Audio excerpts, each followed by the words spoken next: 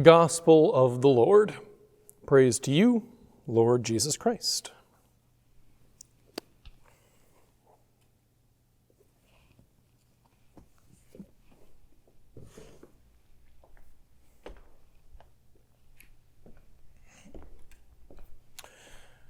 The road to Emmaus. It always reminds me of Grandma, because Grandma always had a big old painting of the road to Emmaus in her house.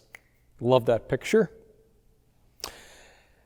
You know, it's kind of a shame that we didn't have an Old Testament reading for our first reading. We take a little break from the Old Testament during the Easter season. So I ask you, if we didn't hear from the Acts of the Apostles a few minutes ago, what might have been our first reading?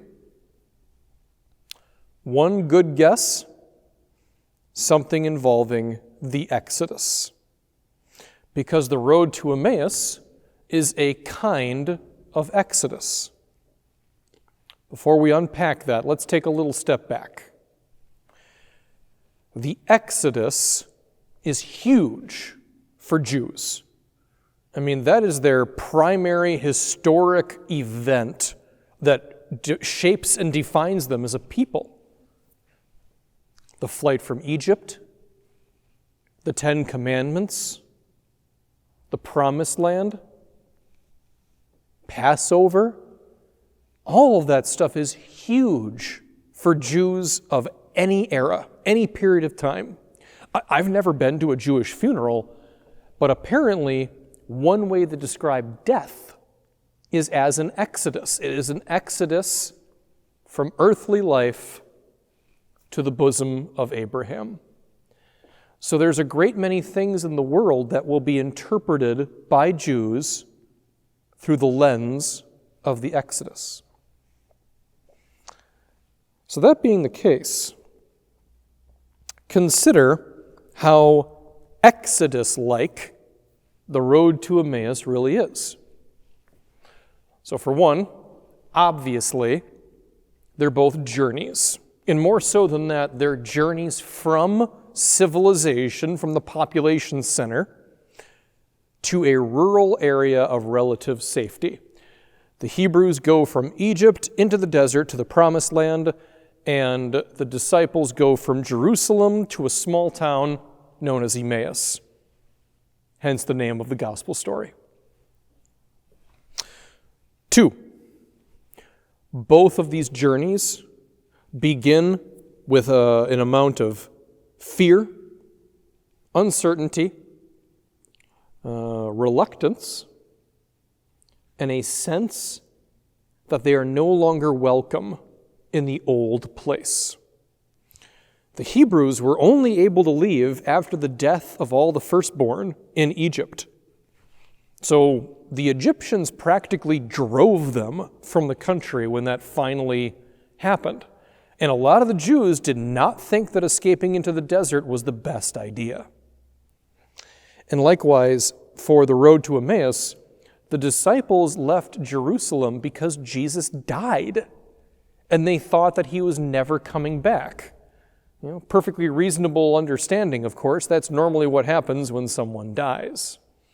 So although it wasn't specifically in the text, it is reasonable to assume that the disciples left, not because they wanted to, but because they needed to, given the circumstances.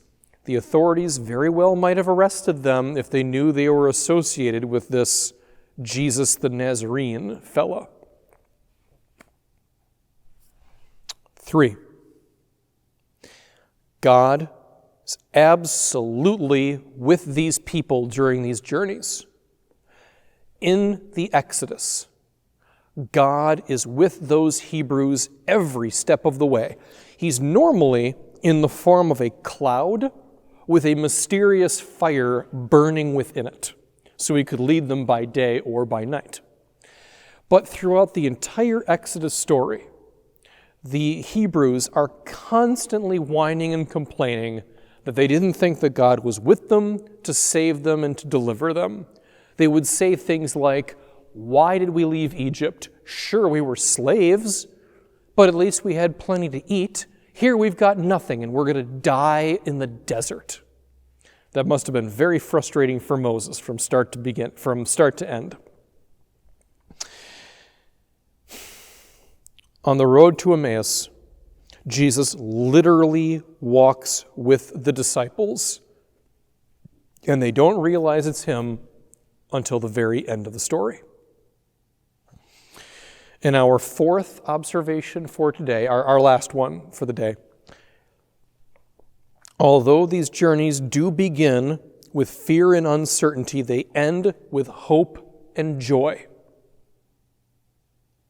The Hebrews, although they take their time, they do in fact reach the promised land, and their future as a people has just opened up before their eyes. Again, that is hope and joy. In the gospel story, the disciples finally recognize Jesus in the breaking of the bread, one of the first Eucharistic moments after the Last Supper itself. Exodus. An exodus is essentially a journey with God, a pilgrimage. That's life. I don't mean to be a cliche, but life is a journey, and journeys are good. More often than not, we welcome them when they arrive, and we think fondly of them when they're complete. But like that first Exodus, journeys can very easily, very often be difficult and painful. But I think it's kind of funny, just a little funny, how little that seems to matter in the end.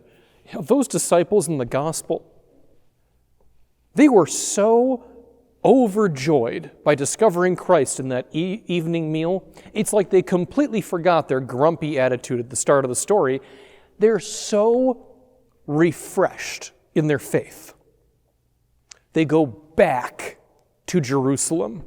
And like I said a couple of minutes ago, that was not the safest place for them to be. That was a decision of boldness, confidence, and bravery, because that's what happens when your faith is restored. It's a funny thing about people, isn't it? Human beings in general. We are willing to endure and put up with so much pain and suffering as long as we know we're on the way to something worthwhile. When we are able to see and understand the purpose of our suffering, we can go through so much with a smile on our face. Last weekend I was hanging out with some of my guy friends, just chatting and stuff, and I mentioned my upcoming cycling trip because I'm excited about it. What can you do? And I shared with the guys that there's one question that comes up more often than any others.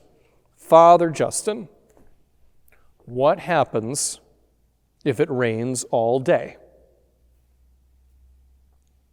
The answer is the same every time. I'm sorry if this doesn't make sense to you right now, but that's part of the fun. Doing something challenging. Doing something that not anyone else is willing to do. Doing something that you wouldn't normally do. That's not pleasurable, I'll grant you, but it is satisfying, it is joyful, in its own way it is spiritually nourishing. And one of the other guys, after I finished explaining that, one of the other guys goes, I know exactly what you mean, Father Justin. A while back, my brothers and I did a bike trip, a motorcycle trip, and it was something ridiculous. It was like Buffalo to Ann Arbor, Michigan, and I forgot the exact cities. But I said, wow, that sounds like an all-day ride. And he said, yeah, it was 9 hours on the road, and it rained a freezing rain all day long. We were soaked to the bone. We were frozen down to our very fingertips. Wow. But you had no regrets, right? Oh, no, absolutely not. No, that was one of the best trips of my entire life. I would do it again in a heartbeat. Or one more example, because those are literal trips. What about those of you that really like playing sports? That's not a journey, but it is a process. It is something that you do, and you will overcome hardship for it. I don't know much about sports, but I know the effect that people have when they give it their all. You just get brutalized in this game, and you will come home and you're just battered by that game. You have ice packs strapped to your body. You're walking like a broken toy robot. You're bleeding in places. You can't sit down or stand up without grunting like an old man. And your mom will go, "Hey, honey, how was the game?" "It's awesome." Like, we just destroyed Mayville.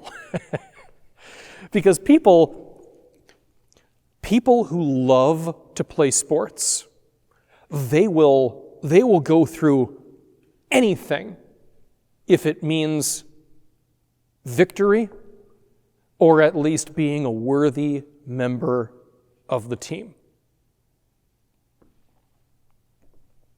Some say that's a guy thing. I don't think so. That's the spirit of Exodus, albeit in a different form. And at the end of the day, an Exodus is a journey with God. Life is a journey, and journeys are meant to be enjoyed and cherished, even in spite of the pain, suffering, and bruises and soreness that inevitably come with it. We are on the road, just like those disciples in the gospel. We may not be heading to Emmaus, but wherever we're going, we got to remember, it is critical that we remember that Christ is absolutely walking with us every step of the way, and that our true destination is a place of hope and renewed joy.